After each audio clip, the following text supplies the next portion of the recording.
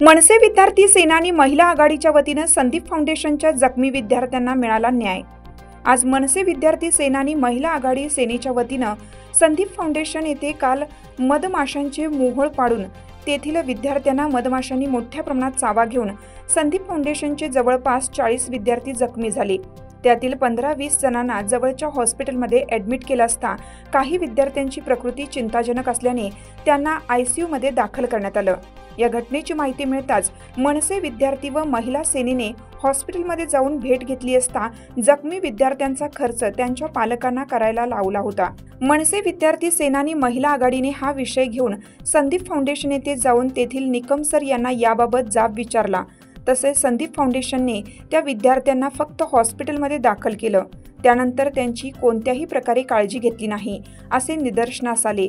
हीच माहिती कॉलेज प्रशासनाला सांगितली असता त्यांनी त्या विद्यार्थ्यांचा दवाखान्याचा संपूर्ण खर्च कॉलेज करेल असं आम्हाला आश्वस्त करून दवाखान्यात फोन करून कोणत्याही विद्यार्थ्याकडून त्याबाबत पैसे घेऊ नये असे सांगितले।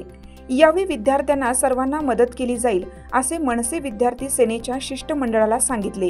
यामुळे मनसेने घेतलेल्या आंदोलनाला यश आलं आणि सर्व पालकांनी त्याचे मनापासून मनसे विद्यार्थी सेना आणि महिला सेनेच्या शिष्टमंडळाचे अभिनंदन केलं।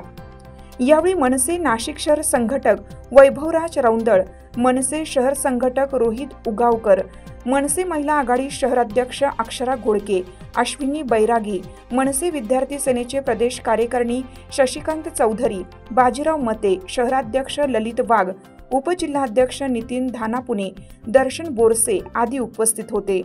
लोकमान्य न्यूजसाठी संचालक लक्ष्मीकांत शिंदे, नाशिक।